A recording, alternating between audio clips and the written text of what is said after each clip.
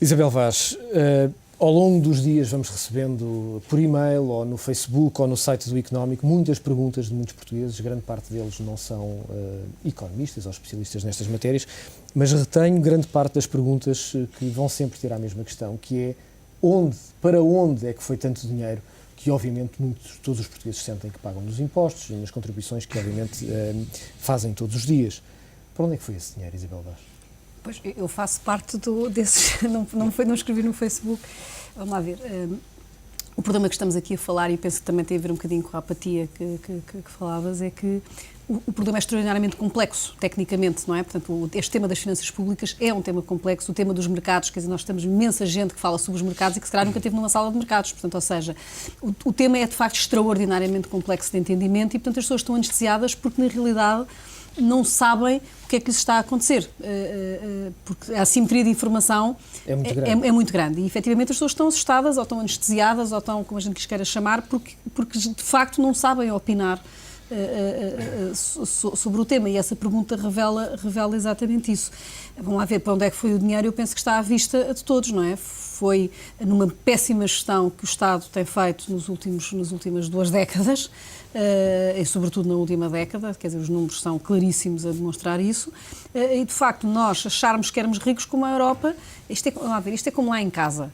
É assim, se nós, das duas uma, nós achamos que vamos ter um emprego melhor e que vamos passar a ganhar mais porque estamos a tirar um curso que nos vai dar acesso a um emprego em que vamos ganhar mais dinheiro. E então até compramos uma casa que achamos que vai ter uns juros mais altos e tal, mas que nós vamos conseguir ganhar mais dinheiro ou vamos ter um bónus ou não sei o quê e aquilo tudo bate certo. Ou então é evidente que se ganhamos mal, se não temos nenhuma perspectiva do rendimento familiar, não vamos ter nenhum tio da América que nos vai trazer uma herança, não temos nenhum pai nem nenhuma mãe já vivos para nos poderem ajudar e tal. E, portanto, a gente tem que viver com o que temos. É evidente que não é normal que se possa pensar que vamos continuar a pedir dinheiro ao banco que não temos capacidade de pagar, não é? Portanto, ou seja, na lógica das famílias, eu já tinha ouvido muitas críticas, isto não se pode falar na lógica das famílias, é exatamente a mesma coisa, quer dizer, é assim, se nós não temos capacidade de crescer nem de gerar riqueza no futuro, não podemos gastar mais. Nós não podemos gastar mais. Foi isso que aconteceu. E foi isso que aconteceu. Portanto, nós andámos sistematicamente a gastar mais, a contar com um crescimento que nunca veio e que nunca aconteceu neste país, e agora estamos nesta situação. Isabel Vaz, coloque-lhe a questão de uma outra maneira, que é, os portugueses, obviamente, nos últimos anos têm assistido a um crescimento grande, nos últimos, diria, 20 anos, em termos daquilo que foi o seu consumo e a capacidade de comprar bens, mas claramente nos últimos anos têm sentido medidas de recessão. O que os portugueses perguntam muitas vezes é quanto tempo é que essas medidas vão durar. A questão que lhe coloco é, mais do que 1 ou 2% de aumento do IVA, mais do que a redução de 1 ou 2% dos ordenados, nós estamos a falar aqui de facto de uma vida diferente que os portugueses vão ter que ter. Bem mais difícil do que têm neste momento. Ou seja, é impossível este modelo de vida para os portugueses, que a maior parte dos portugueses tem. Eu não sei se as pessoas têm noção, mas é assim, os valores que estamos aqui a falar de ajuda externa são mais de metade do nosso PIB.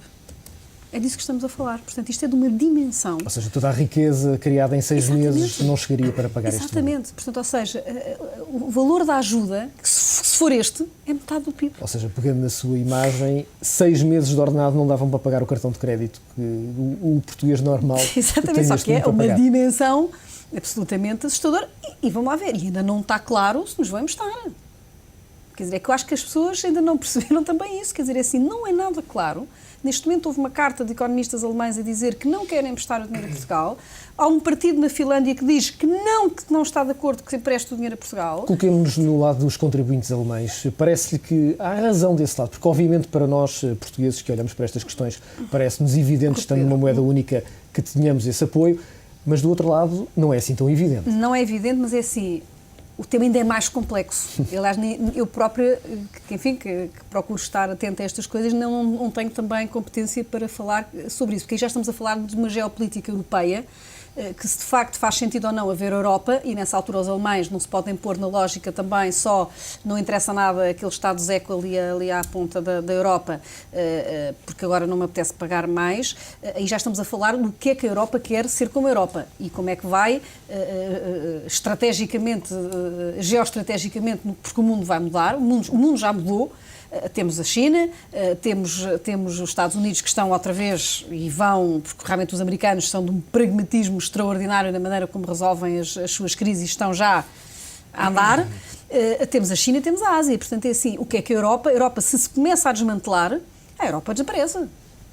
Quer dizer, porque a China não está a brincar em serviço, não é? Mas quando falava de que portanto, não é certo que nós tenhamos esse apoio, agora, quando olha para aquilo... porque lá está, porque isto é tão complexo que as populações e votantes e eleitorados, etc., quer dizer, quando nós vimos isto assim a seco, ainda na semana passada, quando, enfim, infelizmente estava fora do país, quando cai o nosso pedido de bailout, é a coisa mais horrível que há. Eu estava no meio de holandeses, de alemães, de franceses, já estava até com medo de tomar um pequeno almoço, porque eu achei que eles me iam tirar a torrada, porque achavam que eu não tinha direito a comer naquele dia, está a perceber? Portanto, ou seja, do ponto de vista dos contribuintes, as pessoas acham que nós vivemos aqui numa vidaça, que não produzimos para o que gastamos e que eles, mais uma vez, têm que nos vir salvar. É evidente que, a nível de governação, tem que se pensar um bocadinho mais acima e tem que se pensar o que é que, de facto, se quer. A questão é que, obviamente, quando as questões descem ao contribuinte... Agora, quando as pessoas descem ao contribuinte e, sobretudo, os outros países também têm eleitores, ou seja, a Finlândia, neste momento, tem, como eu disse, um partido que acha que não e, portanto, e que tem e colhe votos, e lá está, isto é tão complexo e escapa-nos, há uma assimetria de informação tão grande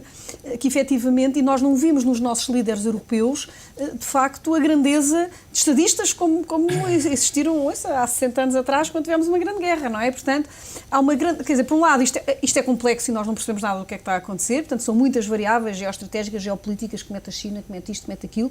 O próprio problema financeiramente é complexo, do ponto de vista técnico é extraordinariamente complexo, portanto, não está ao nível do português comum, até mesmo universitário, não está, ou seja, é complexo do ponto de vista de teórico e de resolução, e teórico mesmo, conceptual, portanto, é um tema complexo, portanto, e as pessoas votam, não é? E votam sem estarem no poder de toda a informação. E depois votam também sem terem confiança nos líderes que hoje, no fundo, estão à frente de todos os países da Europa. E, portanto, está-se a discutir não só Portugal, mas a esse nível está-se a discutir também o que é que a Europa quer ser como a Europa. E nós, obviamente, a Europa pode dizer assim, olha, Portugal não interessa nada e deixa de pertencer à Europa, mas quer dizer, a verdade é que este espaço geoestratégico que aqui está, nós pertencemos. Apresenta alguma coesão. João Cantigas Esteves, no dia em que a equipa do FMI chegou a Portugal, na terça-feira, retive declarações, ontem aliás, tive declarações de um casal holandês que passava frente ao Ministério das Finanças e lhe perguntavam o que é que achava desta questão, achavam bem, mas diziam com estranheza o seguinte: enquanto nós tirámos as férias e com alguma dificuldade vimos a Portugal e durante o ano inteiro levamos uma sandes para o almoço e à noite não vamos jantar, a verdade é que nós, ainda ontem, víamos os portugueses todos a jantar fora e a comerem à hora do almoço. Esta diferença de mentalidades é chocante para aquilo que nós vivemos, porque obviamente todos nós gostamos, juntamente com os amigos, jantar fora. Claro, obviamente é ótimo. E já agora eu dou outro exemplo de hoje, que eu tive uma reunião em Cascais e espero que os técnicos do FMI não tenham ido a Cascais pela Marginal. Porque hoje as praias estavam cheias. Estavam cheias. Aliás, este casal dizia uma outra coisa que é nenhum deles vai de carro para o emprego, vai tudo transportes públicos. Eu espero que nenhum dos técnicos tenha ido hoje para Estoril ou Cascais pela Marginal, porque eu tive uma reunião em Cascais. Estou a estrangeiros e pronto, não é? E as praias estavam cheias hoje. De calção, as pessoas. Portanto, eu espero que não tenha ido para lá. Mas enfim, estamos um bocado a brincar. Mas revela bem, digamos, a seriedade do que aí vem, dos acertos que tem que ver. Ou seja, de facto, vamos ter que repensar todo o nosso padrão, todas as nossas escolhas, sobretudo com a grande prioridade que nós ignorámos até aqui, que é da sustentabilidade a todos os níveis, a todos, famílias, etc. E se me permite, gostava de voltar à dimensão do esforço e da ajuda, porque, enfim, estamos a falar de facto, eventualmente, de 50% do PIB ou mais, e eu receio más notícias. Mas, ao mesmo tempo, se pusermos em perspectiva, ou melhor, a dimensão da ajuda vai ser proporcional às asneiras que fizemos durante muitos anos, naturalmente. E para lhe dar uma ideia, sendo uma loucura, se for 50% ou 60% do PIB, estamos a falar, grosso modo, do buraco de 10 Refer. Ou seja, uma empresa como a Refer única, e aí eu acho que é a anestesia, tem um passivo de 6 mil milhões. Ou seja, essa dita ajuda, se for Uma essa, que única é empresa gigantesca... representa 10% de toda a ajuda. Exatamente. Portanto, isto vê bem o que temos à nossa frente. É uma loucura se for 50%, 100% do PIB, mas em contrapartida, não é verdade, só uma Refer absorve 10%, 8%, 9%.